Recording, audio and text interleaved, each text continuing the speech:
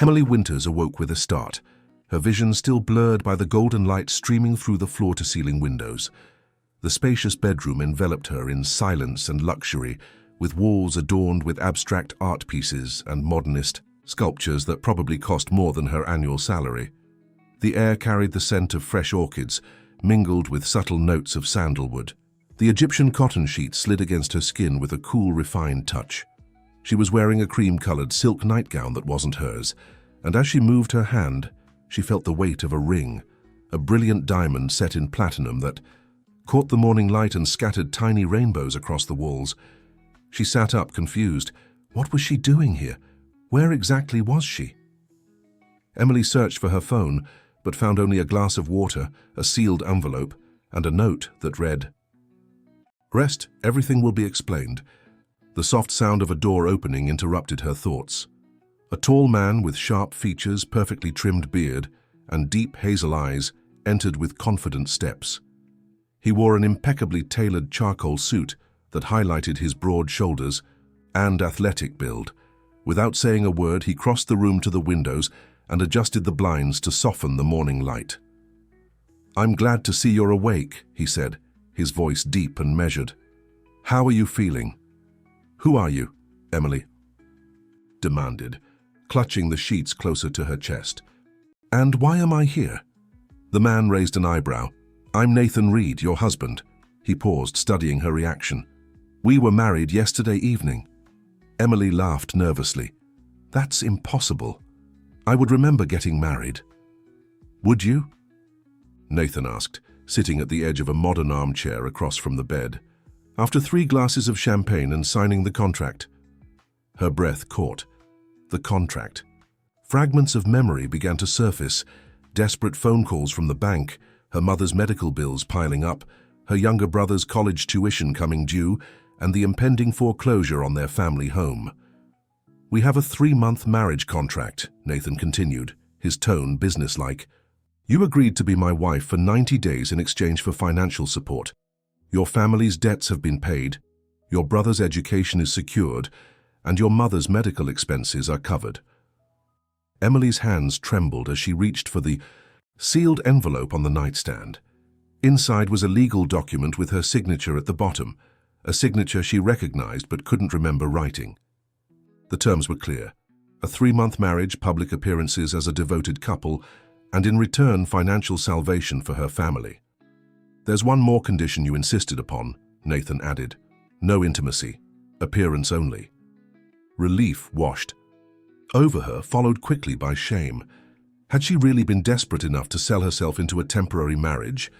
"Why?" she asked, her voice barely above a whisper. "Why would someone like you need to buy a wife?"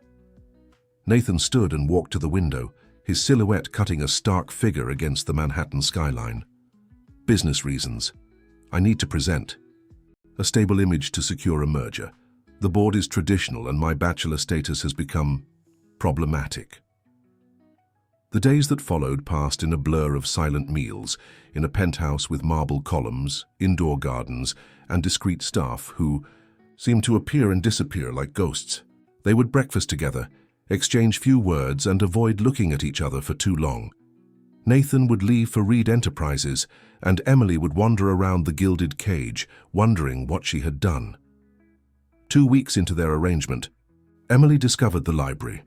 A vast room with floor-to-ceiling bookshelves and leather-bound first editions.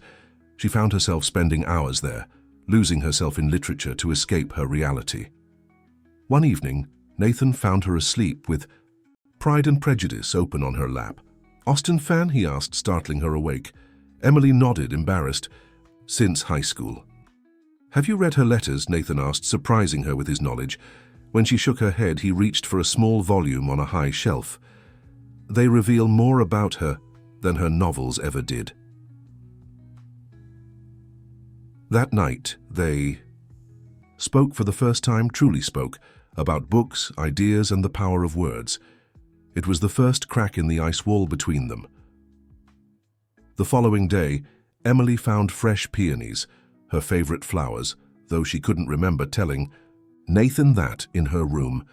The day after, a first edition of Persuasion with a simple note: "For second chances." Small gestures began to accumulate. Nathan would translate Latin phrases from his law books, leaving the translations on sticky notes for her to find. He started inviting her to join him for evening walks along the Hudson River, away from the prying eyes of business associates and the press. During a charity gala at the Metropolitan Museum of Art, Emily wore a discreet yet elegant burgundy gown that Nathan had selected for her, though he'd consulted her taste first. When the orchestra played a Gershwin melody, he invited her to dance. Their hands touched, their gazes deepened. Her body trembled as she felt the warmth of his hand on her waist. "You're a natural," he whispered, his breath warm against her ear. "My mother insisted on ballroom dancing lessons," she replied, surprising herself with the candid revelation. She believed every woman should know how to waltz. Something shifted that night. The business arrangement began to feel like something more dangerous, something real. In the days that followed, they shared shy laughter, unexpected confessions, and even disagreements about trivial things like the placement of furniture or the seasoning of dinner. Nathan revealed himself to be more than just a powerful CEO. He listened, paid attention, and above all, he cared. Emily learned that Nathan had built Reed Enterprises from nothing, that his parents had died when he was young, leaving him to raise his younger sister. She discovered that beneath his polished exterior was a man who carried the weight of responsibility for everyone in his orbit. One evening, as they shared a quiet dinner on the terrace, Nathan asked about her family. "My father left when I was 12, Emily said, surprising herself with her openness. "My mother worked 3 jobs to support my brother and me. When she got sick, everything fell on my shoulders." "Your brother, Max, right? How's he adjusting to Columbia?" Emily paused, fork midway to her mouth. "How did you know he's at Columbia?" Nathan's expression softened. "I make it my business to know everything about the people I work with." The word work hung between them, a reminder of the transactional nature of their relationship. The cold reality of their arrangement returned, dousing the warmth that had been building. That night, Emily lay awake, staring at the ceiling, wondering how she could be developing feelings for a man who had essentially purchased her presence in his life.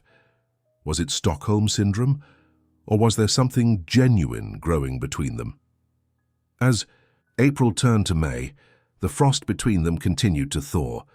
Nathan began coming home earlier from work. They developed rituals: coffee on the terrace in the morning, walks in Central Park on Sundays, and movie nights where they took turns selecting films. Emily found herself laughing more, worrying less, and looking forward to their time together. She caught Nathan watching her when he thought she wouldn't notice, his eyes filled with something that looked dangerously like longing. But the clock was ticking. Their contract had an expiration date, and Emily couldn't help but wonder what would happen when their 3 months were up. Would she simply pack her bags and leave? Would the financial support continue? And more importantly, would her heart recover? Little did she know that fate was about to deal them both an unexpected hand, one that would test the boundaries of their arrangement and force them to confront the true nature of their feelings. As May bloomed across New York City, the penthouse began to feel less like a gilded cage and more like a home. Emily had gradually added small touches to the stark, minimalist space. A throw blanket here, a vase of wildflowers there. Nathan hadn't objected. In fact, he seemed pleased by her initiatives, often commenting on how the place felt more alive than it had in years. One rainy Tuesday morning, Emily stood by the floor-to-ceiling windows watching raindrops race down the glass while cradling a mug of chamomile tea. She was feeling strange lately, tired, emotional, and occasionally nauseated. At first, she'd attributed it to stress, but now she was beginning to suspect something else entirely. The sound of the elevator arriving interrupted her thoughts. Nathan wasn't supposed to be home until evening. He had meetings all day according to his schedule that he now shared with her. Curious, she set down her mug and moved toward the foyer. Voices drifted from Nathan's study before she could announce her presence. The door was slightly ajar, and through the crack she could see Nathan pacing, his suit jacket discarded, sleeves rolled up, tie loosened.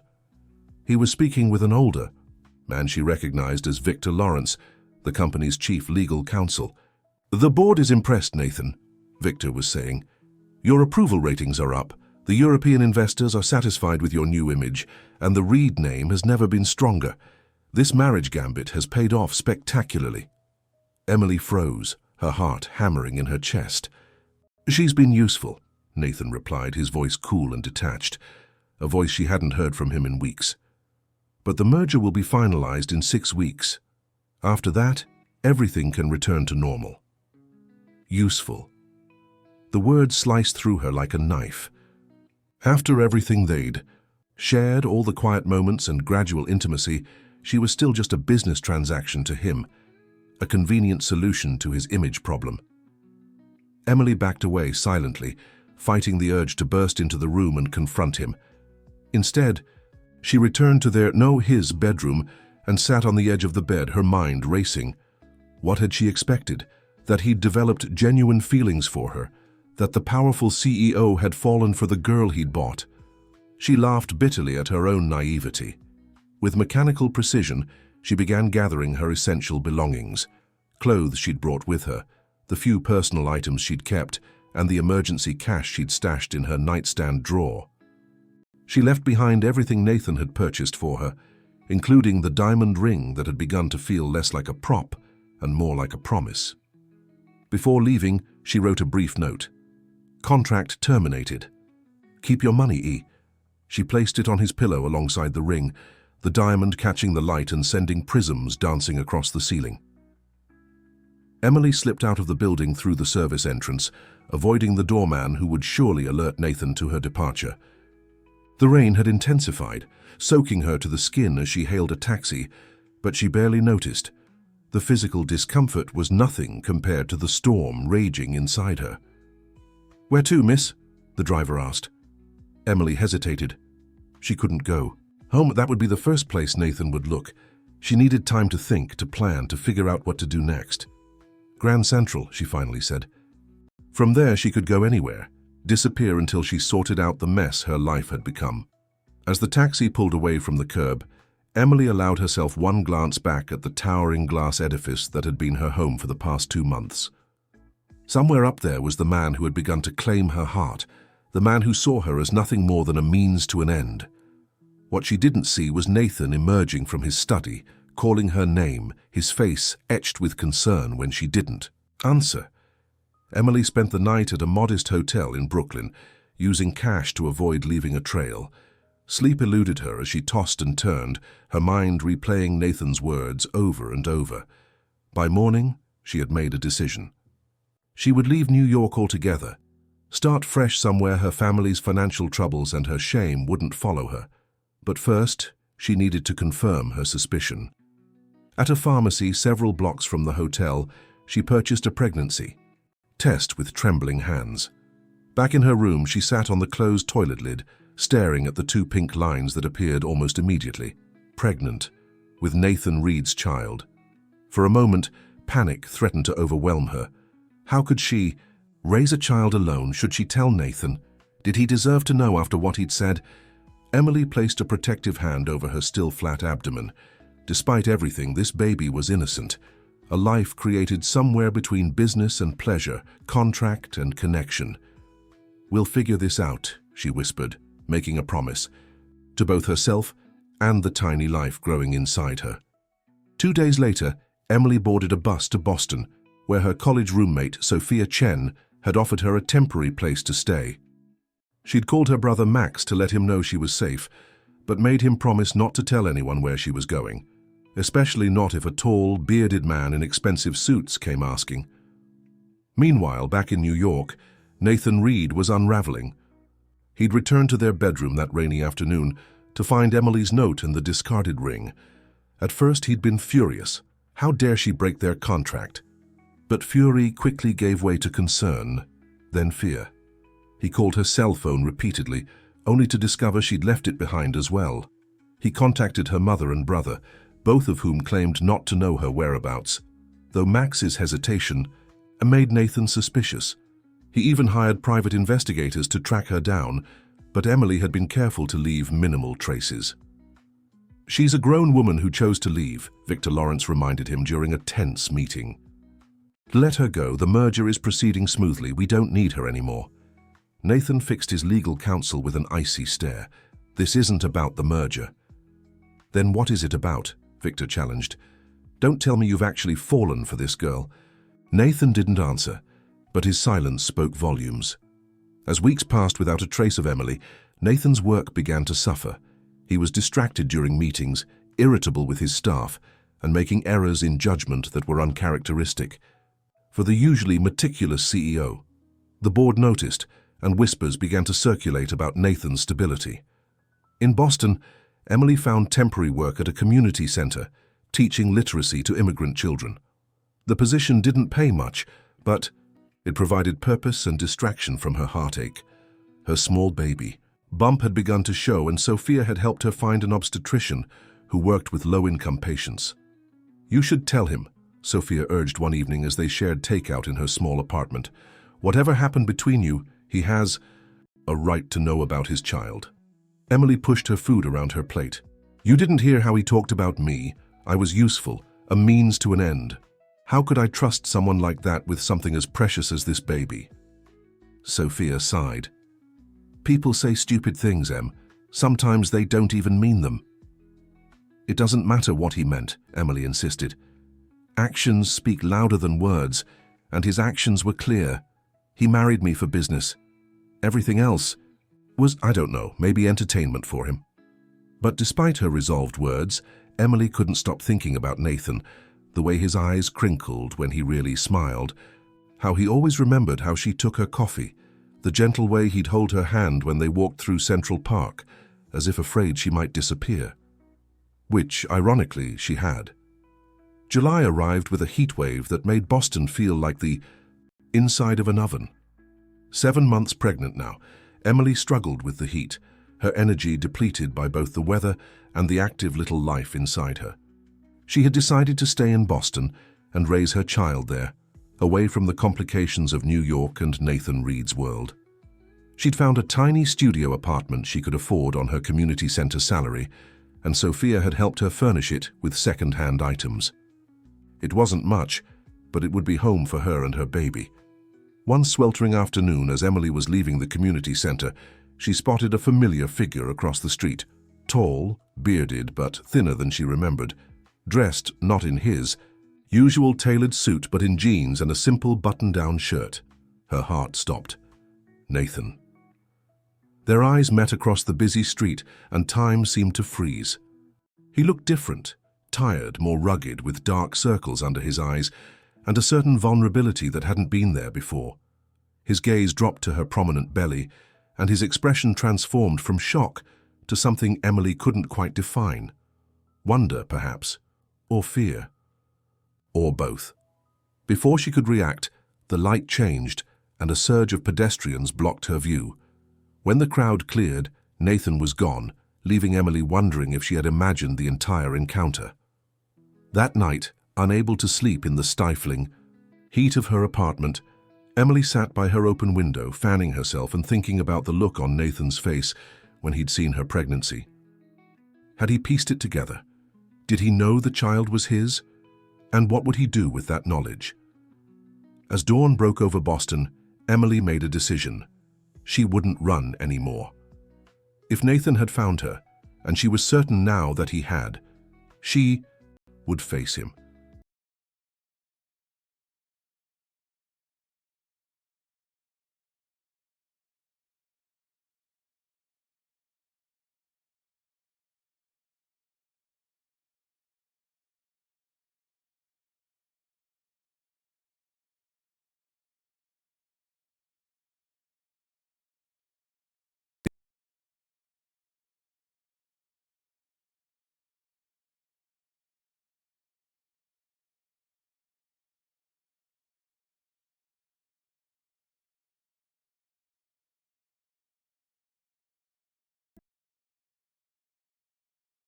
Nathan, she busied herself organizing books for her literacy class, trying to ignore the flutter in her stomach that wasn't entirely due to the baby's movements. "You're here early," commented Diana, the center's director, a warm woman in her 50s with salt and pepper hair. "Everything okay?" Emily forced a smile. "Just couldn't sleep. This heat is brutal." Diana studied her face. Well, there's someone waiting to see you in the courtyard. Tall guy, looks like he hasn't slept in days. Said he's an old friend." Emily's heart leaped to her throat. "Did he give a name?" "Nathan something? Want me to tell him you're busy?" Taking a deep breath, Emily shook her head. "No, I'll see him. Thank you." The community center's small courtyard was a humble oasis in the middle of the bustling city. A few wooden benches, potted plants, and a small fountain creating a gentle background melody. Nathan sat with his back to her, his shoulders tense, hands clasped between his knees. He looked up at the sound of her footsteps, rising quickly to his feet. Up close, the changes in him were even more apparent. He'd lost weight, and his usually clean-shaven face now sported a fuller beard. The confident CEO seemed to have vanished, replaced by a man who looked uncertain and vulnerable. "Emily," he said, her name a whisper on his lips. "How did you find me?" she asked, maintaining her distance. Nathan ran a hand through his hair. Nervous gesture she'd rarely seen from him. "It wasn't easy. You covered your tracks well. That was the point." An awkward silence fell between them, filled only by the gentle splash of the fountain and distant traffic noises. "You're pregnant," he finally said, his eyes dropping to her belly. Emily instinctively placed a protective hand over her abdomen. "Yes. Is it?" He couldn't seem to finish the question. "Yours?" "Yes, Nathan, it is." She watched as the confirmation hit him, saw his eyes widen, his breathing change. "Why didn't you tell me?" he asked, his voice rough with emotion. Emily laughed, though there was no humor in it. "When exactly should I have done that? After I heard you tell Victor I was useful for your business plans? Or maybe after you mentioned everything would return to normal once I'd served my purpose?" Nathan flinched as if she'd struck him. "I never meant—" "It doesn't matter what you meant," Emily interrupted. "Those were your words, Nathan, and they told me everything I needed to know about our arrangement." He took a step toward her, stopping when she backed away. "I've been looking for you for months. I've barely slept, barely eaten. Reed Enterprises is in chaos because I can't focus on anything but finding you." "Am I supposed to feel sorry for you?" Emily asked, though the sight of him so disheveled did tug at her heart. "Your empire is suffering because your prop wife ran away." "You were never just a prop," Nathan said quietly. "Never just useful. I was an idiot who said idiotic things to keep Victor off my back. The truth is, I was falling for you, and it terrified me." Emily wanted to believe him. Part of her, the part that remembered quiet evenings reading together, his thoughtful gestures, the way he'd held her while they danced, desperately wanted his words to be true. But the business-savvy part of her, the part that had grown up watching her mother struggle after being abandoned, was more skeptical. "Words are easy, Nathan, especially for someone as educated and eloquent as you." "Then let me show you," he said, surprising her. "Give me a chance to prove that I mean what I say." Emily crossed her arms protectively over her chest. "How exactly do you plan to do that?" "I don't know yet," he admitted, "but I'll figure it out. Just don't shut me out. That's our child you're carrying." His voice broke slightly on the word "our," and Emily felt her resolve weakening. "I have a class to teach," she said finally. "I need to go." Nathan nodded, respecting her boundaries. "Can I see you again? Tomorrow, maybe?" Emily hesitated before nodding slightly. "I finish at 4, we can talk then." As she turned to leave, Nathan called after her. "Emily, thank you for not running again." That night, Emily tossed and turned in her small bed, replaying their conversation. Could she trust Nathan's words?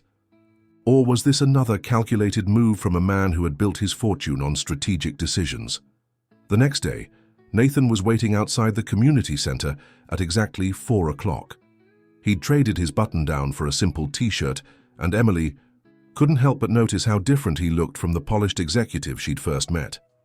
"I thought we could walk," he suggested. "There's a place nearby I'd like to show you." Curiosity got the better of her, and Emily agreed. They walked in silence for several blocks until Nathan stopped in front of a modest brick building with a "For Rent" sign in the window of what appeared to be a former bakery. "What is this?" Emily asked. "My new business venture," Nathan replied, unlocking the door and gesturing for her to enter. The space was empty, save for a few folding chairs and a table covered with blueprints and papers. Sunlight streamed through large front windows, illuminating dust motes dancing in the air. "I don't understand," Emily said, looking around the barren space. Nathan took a deep breath. "I've rented this place to start a community bookstore, an literacy center. The profits will go back into educational programs for the neighborhood." Emily stared at him in disbelief. "You... what? Why?" "Because I've spent the past 3 months learning what's important," he said simply. "And it isn't mergers or board approvals or stock prices." "So you're giving up Reed Enterprises?" Emily asked skeptically. "No. I've appointed a CEO to handle day-to-day operations. I'm still the majority shareholder, but I'm stepping back from active management." He hesitated before adding, "I've also established a foundation for supporting single mothers and at-risk youth. It's being funded by 20% of my personal assets." Emily sank into one of the folding chairs, overwhelmed. "This is, a lot to process, Nathan." "I know," he acknowledged, sitting across from her, "and I know it doesn't erase what happened between us. But I'm trying, Emily. I'm trying to be someone worthy of you and our child." For the next 2 weeks, Emily watched as Nathan transformed the empty storefront into a warm, inviting space. He hired local contractors, consulted with community leaders about neighborhood needs, and spent hours shelving books and arranging reading nooks. What surprised her most was how he worked alongside everyone else, carrying heavy boxes, painting walls, assembling furniture with his own hands. This was not the Nathan Reed who had delegated every task to an army of assistants. This man had calluses on his hands and paint in his hair. Emily kept her distance emotionally, but she couldn't deny that Nathan's actions spoke volumes. He never pushed for more than she was willing to give, respecting her boundaries while gently persisting in his efforts to rebuild trust. One evening, as she helped him organize a children's reading section, curiosity got the better of her. "Where are you staying?" she asked. "I rented a small apartment a few blocks from here," Nathan replied, carefully arranging picture books by height. Emily raised an eyebrow. "Small? Define small for someone who owned a Manhattan penthouse." Nathan chuckled. "1 bedroom, 4th floor walk-up, bathroom sink that drips all night, authentic Boston experience." The image of Nathan Reed, billionaire CEO, climbing 4 flights of stairs to a basic apartment made Emily smile despite herself. "Why not a hotel? Or buy a place?" "Because this isn't about comfort or convenience," he said, his expression growing serious. "It's about understanding a different way of living, your way of living. I can't appreciate what matters to you if I'm insulated by wealth and privilege." His sincerity struck her deeply. This wasn't a man playing a role or making empty gestures. This was someone fundamentally reassessing his values and priorities. As August turned to September, Emily's due date drew closer, and her wary heart began to thaw. Nathan had become a fixture at the community center, volunteering with her literacy classes and developing a rapport with her students. His bookstore, New Chapter, was nearly ready to open, with a special focus on diverse children's literature and educational resources for families. One rainy afternoon, as they were finalizing arrangements for the store's grand opening, Emily felt a sharp pain that made her gasp and grip the edge of a bookshelf for support. Nathan was at her side instantly. "What's wrong? Is it the baby?" Emily nodded, her face contorted with discomfort. I think it's time." The next few hours passed in a blur of contractions, hospital corridors, and medical staff. Nathan never left Emily's side, holding her hand through each wave of pain, wiping her brow and murmuring encouragements, even when she squeezed his fingers so tightly he feared they might break. "I can't do this," Emily cried during a particularly intense contraction. "Yes, you can," Nathan assured her, his voice steady despite his own fear. "You're the strongest person I know, Emily Winters, and our baby needs you to be strong for just a little longer." Through pain and exhaustion, Emily was struck by the transformation in the man beside her. The calculating businessman had been replaced by someone who looked at her with such tenderness and concern that it made her heart ache. After 14 hours of labor, their daughter entered the world with a powerful cry that brought tears to Nathan's eyes. The doctor placed the tiny, red-faced infant on Emily's chest, and nothing in her life had ever felt so perfect. "She's beautiful," Nathan whispered, gently touching their daughter's tiny hand with his index finger. "Just like her mother." As Emily gazed at their child, a perfect blend of them both with Nathan's dark hair and her green eyes, something inside her shifted. The walls she'd built around her heart began to crumble in the face of this new reality. They were parents. Together. Whatever their past, they were now forever connected through this precious life they'd created. "Would you like to hold her?" Emily asked softly. The look of awe and terror on Nathan's face as he carefully cradled their daughter in his arms was something Emily knew she would never forget. This powerful man who had commanded boardrooms and built financial empires looked completely undone by 7 pounds of newborn baby. "Hello, little one," he whispered, voice thick with emotion. "I'm your dad." In that moment, watching Nathan with their daughter, Emily allowed herself to imagine a future where they could be a family, not because of a contract or obligation, but because of love. But first, there was still one more test Nathan needed to pass, one that would prove whether his transformation was genuine or merely an elaborate performance to win her back.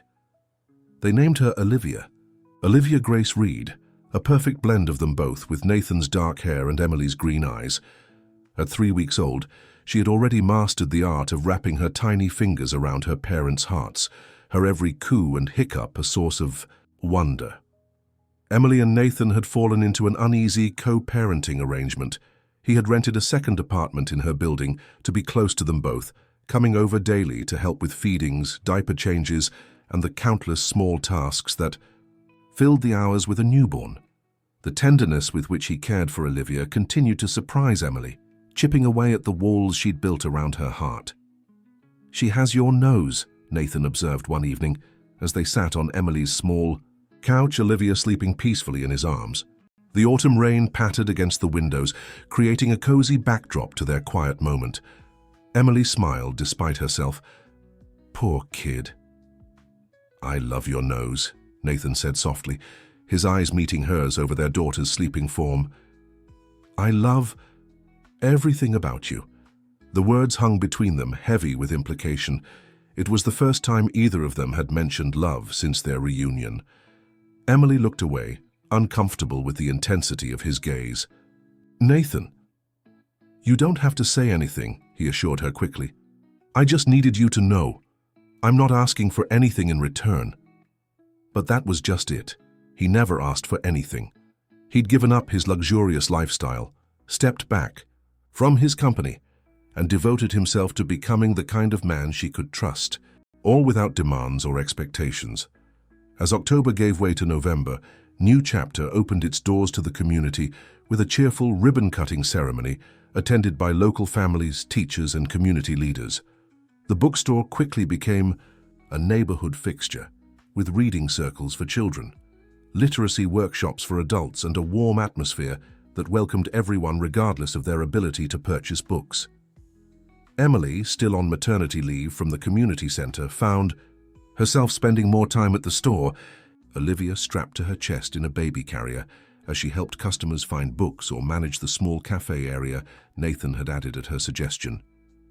They worked well together, their rhythms syncing naturally, whether they were organizing author events or soothing their fussy daughter. It was almost possible to forget the painful past that lay between them, almost but not quite. The specter of Nathan's words that rainy day in New York still haunted Emily.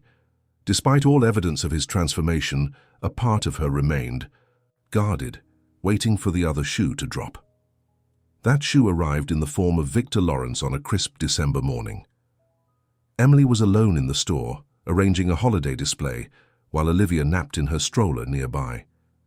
The bell above the door jingled, and she turned to greet what she assumed was a customer, only to freeze at the sight of Nathan's former legal counsel. "Ms. Winters," Victor said, his expensive overcoat and leather gloves looking out of place among the colorful children's books and casual atmosphere. "Or should I say Mrs. Reed?" Emily straightened, instinctively moving to stand between Victor and her sleeping daughter. "The store doesn't open for another hour," she said, keeping her voice steady despite her racing heart. "I'm not here to buy books," Victor replied, his gaze sweeping dismissively over the modest space. "I'm here about Nathan." A knot formed in Emily's stomach. "What about him?" Victor removed his gloves methodically, one finger at a time, before answering. "Reed Enterprises is suffering. The board is considering a vote of no confidence if Nathan doesn't return to his full responsibilities." "He's appointed as CEO," Emily countered. "The company is still profitable." "Profitable, yes, but not thriving." Victor's cold eyes landed on Olivia's sleeping form. "And all because of distractions." Emily bristled. "My daughter is not a distraction." "Of course not," Victor agreed smoothly. "But this experiment of his is, the bookstore, the foundation, the modest lifestyle, it's all very charming, but it's not who Nathan Reed is." "You don't know who he is," Emily said, her voice quiet but firm. Victor chuckled, the sound devoid of warmth. "I've known Nathan for 15 years, Ms. Winters, since before he built Reed Enterprises into what it is today. This philanthropic phase is temporary, I assure you. Once he tires of playing house, he'll return to where he belongs." Emily felt her confidence waver. Hadn't she had the same doubts herself? "Why are you telling me this?" Victor reached into his coat pocket and withdrew an envelope. "Because I'm prepared to make it worth your while to end this charade sooner rather than later." Her eyes narrowed. "What is that?" "A generous settlement offer," Victor explained, holding out the envelope. "In exchange for your agreement to return to New York with the child and allow Nathan to resume his rightful place at Reed Enterprises. You'll have joint custody, of course, a penthouse of your own, and financial security for life." Emily didn't. "Take the envelope. Does Nathan know you're here?" "Nathan has delegated legal matters to me for years," Victor said evasively. "He understands the necessity of difficult decisions." "That's not what I asked." Victor sighed, placing the envelope on a nearby shelf. "Nathan is brilliant at business, but remarkably naive about personal matters. He doesn't see how this little fantasy life is undermining everything he's built." Emily's chest tightened. Was Victor right? Was Nathan simply going through a phase, one he would eventually outgrow? And what would happen to her and Olivia when he did? "This offer expires in 48 hours, Victor continued, replacing his gloves. "After that, the board moves forward with its vote, and Nathan's position becomes significantly more precarious. His financial situation, and by extension, yours and your daughter's, would be less certain." The implied threat hung in the air between them. "Think about it, Ms. Winters. Not just for yourself, but for the child. Wouldn't she be better off with a father who can provide her with every advantage?" After Victor left, Emily stood motionless, the envelope seeming to pulse with malevolent energy from its place on the shelf. She carefully lifted Olivia, still sleeping, from her stroller and held her close, drawing comfort from her warm weight and baby scent.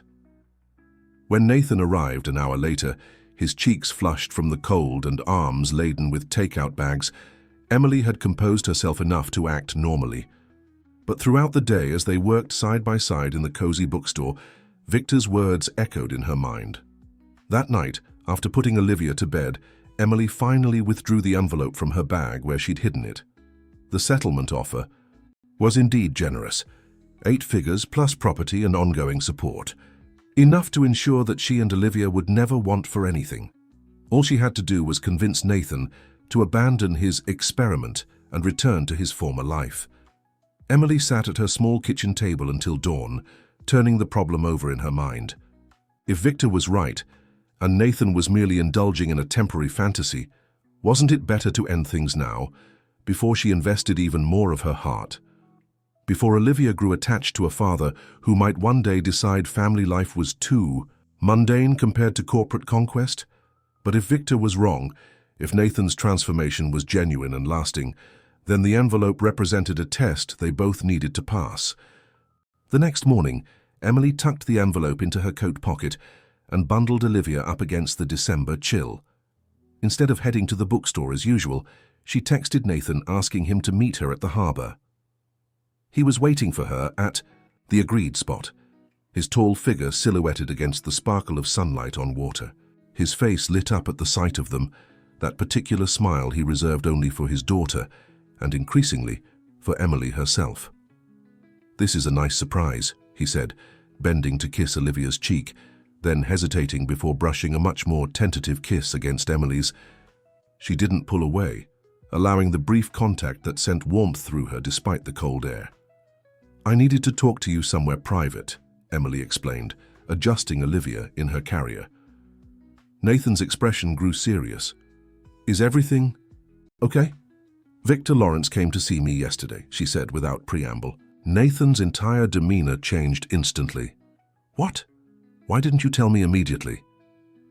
"Because I needed time to think about what he said." Emily withdrew the envelope from her pocket. "He made me an offer." Nathan's eyes darkened as he took the envelope, scanning its contents quickly. His jaw tightened, a muscle jumping in his cheek, a glimpse of the formidable CEO she'd first met. "I'll handle this," he said, his voice dangerously controlled. "Victor had no right—" "That's not why I'm showing you this," Emily interrupted. "I need to know something, Nathan, and I need you to be completely honest with me." He looked up from the papers, his expression wary. "Of course. Are you happy? Truly happy with this life? The bookstore, the small apartment, being a hands-on father?" She swallowed hard before continuing. "Or is this all temporary, a phase you'll outgrow when the novelty wears off?" Nathan's face softened, understanding dawning in his eyes. "You think I'm going to get bored and go back to my old life?" "It's not an unreasonable concern," Emily pointed out. "How you've spent your entire adult life building Reed Enterprises. It's your legacy." "No," Nathan said firmly, taking her cold hands in his warm ones. "You and Olivia are my legacy now." Emily wanted desperately to believe him. "Victor seems convinced you'll return eventually. That this is just playing house." Nathan sighed deeply. "Victor sees the world in terms of profit and loss. He can't understand that I was empty before you. Successful, yes. Wealthy, certainly. But empty." He looked out at the harbor, gathering his thoughts, still holding her hands. "Those months after you left, I've never been so lost, not even when my parents died. I realized that all my success meant nothing if I didn't have someone to share it with, someone who loved me for me, not for what I could provide." "And the bookstore? The foundation?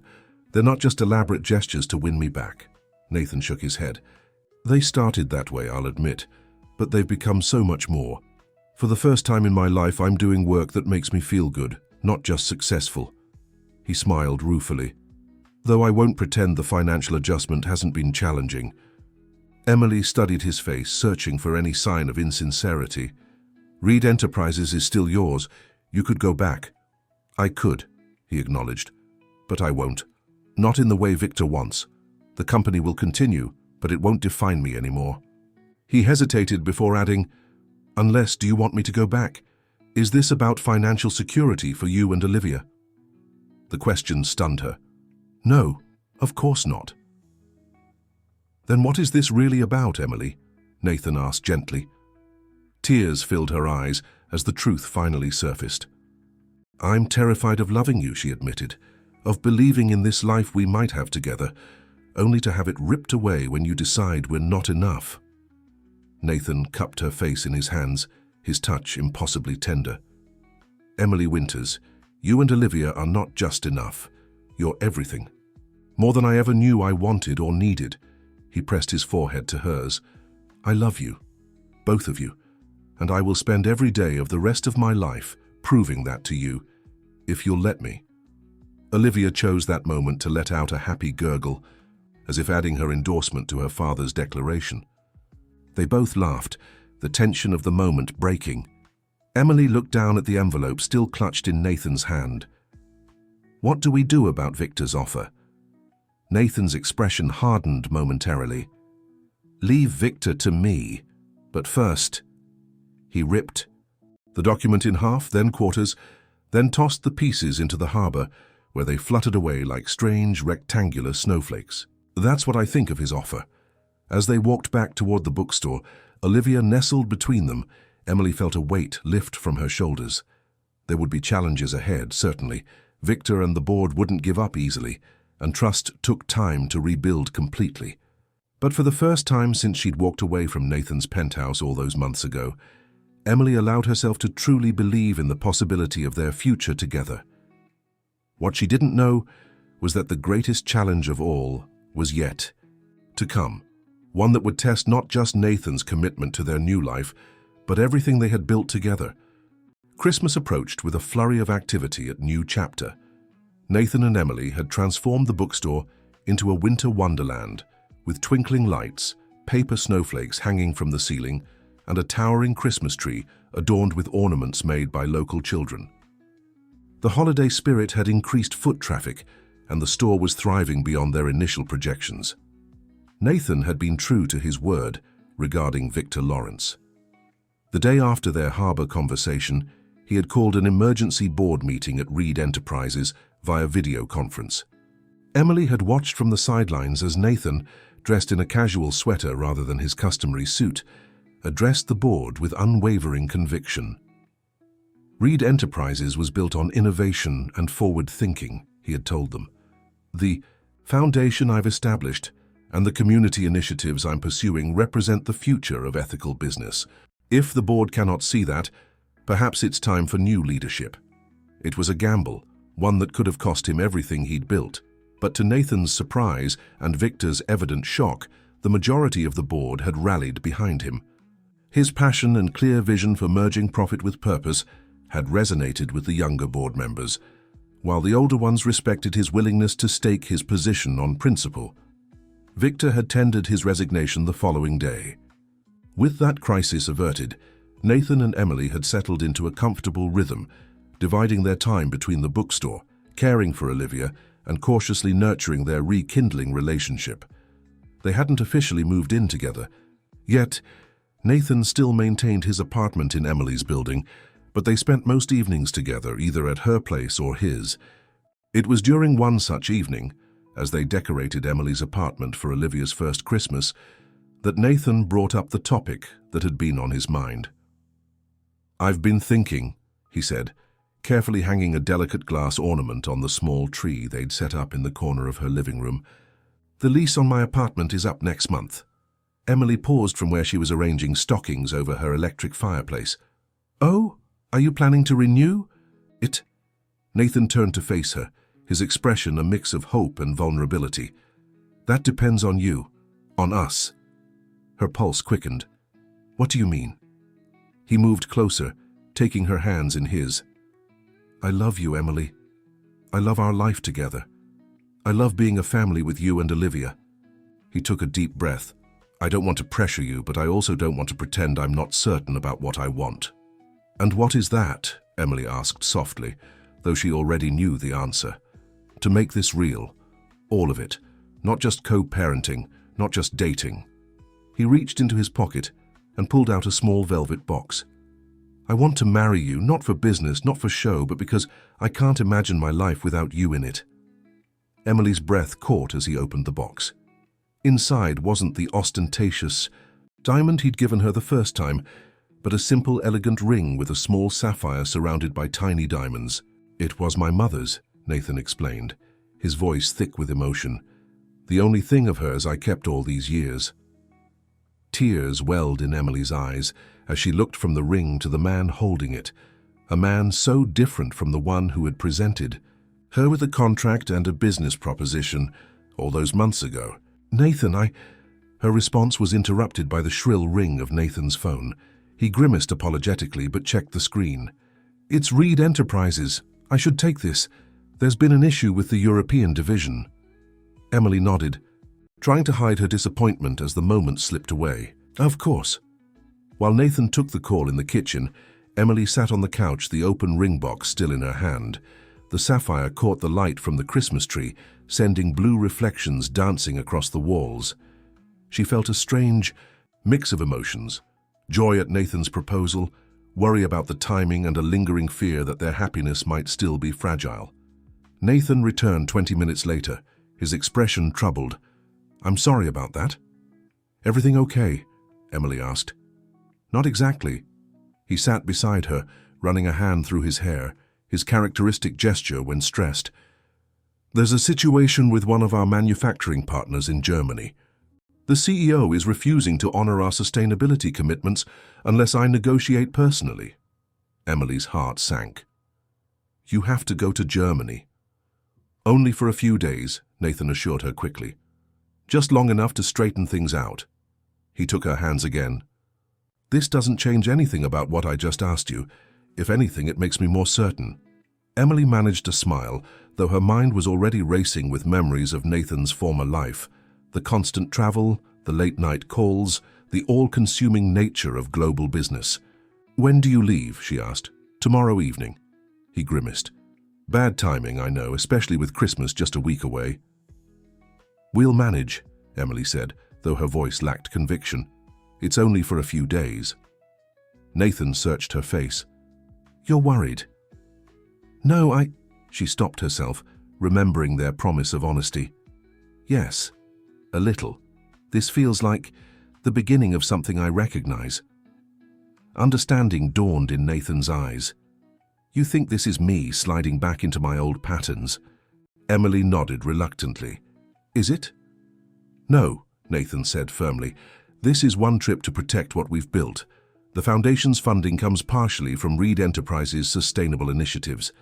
If this deal falls through, it affects everything, including the programs for single mothers we're launching next year." His reasoning made sense, and Emily felt a twinge of guilt for doubting him. "You should go. We'll be here when you get back." Nathan glanced at the ring box still in her hand. "You haven't answered my question." Emily closed the box gently. "Ask me again when you return. We'll have our answer then." The days after Nathan's departure crawled by with agonizing slowness. Emily threw herself into running the bookstore and caring for Olivia, but Nathan's absence left a palpable void. He called daily, often multiple times, his voice tired but determined as he updated her on the negotiations. "Making progress," he'd say, "but these Germans are tough, very principled." "Sounds like someone else I know," Emily would reply, making him laugh despite his exhaustion. On Christmas Eve, with Nathan still in Germany, Emily closed the bookstore early and took Olivia to the community center's holiday celebration. Diana greeted them warmly, immediately whisking Olivia away to show her the Christmas tree. "No word." "From your man?" Diana asked, bouncing Olivia on her hip. Emily shook her head. "He's supposed to be back tomorrow, but the last I heard, negotiations were still ongoing." Diana studied her face. "You're worried he won't come back?" "Not exactly," Emily sighed. "I'm worried about what he'll come back to." "What do you mean?" Emily struggled to articulate her fears. "When we met, Nathan was this powerful CEO who lived and breathed his company. Then he changed, or I thought he did. But what if this trip reminds him of who he used to be? What if he realizes he misses that life more than he wants this one with us?" Diana chuckled, surprising Emily. "Honey, that man is head over heels for you and this little angel. I've never seen anyone work so hard to prove themselves worthy. Whatever he was before, he's not that man anymore." "How can you be so sure?" Emily asked. "Because I've been around long enough to know real change when I see it," Diana replied simply. "Now stop borrowing trouble and enjoy the party. Tomorrow's Christmas, and miracles happen, you know." Emily tried to take Diana's advice, joining in the festivities and watching Olivia's delight at the colorful lights and cheerful music. But as they returned to her empty apartment that night, the silence felt oppressive. After putting Olivia to bed, Emily curled up on the couch with a cup of tea, watching the lights on their small Christmas tree blink on and off. Nathan had called earlier to say his flight had been delayed due to snow in Frankfurt. He wouldn't make it home for Christmas morning after all. Just as she was about to turn in for the night, her phone buzzed with a text message from Nathan. Turn on your laptop. Now, puzzled, Emily did as instructed, opening her computer to find a video call waiting. She accepted it, and Nathan's face appeared on the screen, looking exhausted but happy. "Merry Christmas Eve," he said softly. "Merry Christmas Eve," she replied, drinking in the sight of him. "How are the negotiations?" "Done," Nathan answered. "Finalized this afternoon. Our partner has committed to the sustainability framework and even agreed to additional funding for educational initiatives." Relief washed over Emily. "That's wonderful. Juice, so you'll be home tomorrow night?" Actually, Nathan's image shifted as he turned his laptop and Emily gasped. He wasn't in a hotel room or an office as she'd assumed. He was in their bookstore, sitting at one of the reading tables, surrounded by dozens of candles that cast a warm golden glow over the familiar space. "How? When?" Emily stammered. "I caught the first flight out after signing the contracts," Nathan explained, his eyes crinkling with his smile. "Pulled a few strings to get the bookstore key from Diana. I've been setting up for the past hour." Emily was already on her feet, grabbing her coat. "Don't move. I'm coming down there." "What about Olivia?" Nathan asked. "I'll bring the baby. Monitor. She's sound asleep and we're only going downstairs." Emily's hands trembled with excitement as she bundled up and collected her keys and the monitor. The 3 blocks to the bookstore had never seemed so long, despite the beauty of the snow-covered streets and the Christmas lights twinkling in the windows. When she finally arrived, slightly breathless from hurrying, the store was dark except for the warm glow of candlelight visible through the front windows. Nathan opened the door before she could knock, pulling her into an embrace that melted away the December chill and the days of separation. He smelled of travel and winter air and home. "I can't believe you're here," Emily whispered against his chest. "I promised I'd be back for Christmas," Nathan reminded her, leading her inside where the candles created a magical atmosphere. There, light reflecting off the colorful book spines and Christmas decorations.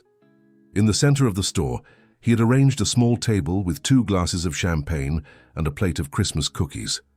But what caught Emily's eye was the addition to their Christmas tree. Dozens of tiny origami stars made from pages of what looked like legal documents. "Is that?" she asked, moving closer to examine them. "My resignation as chairman of Reed Enterprises," Nathan confirmed, "effective immediately." Emily's eyes widened in shock. "Nathan, no, you can't." "I already have," he said calmly.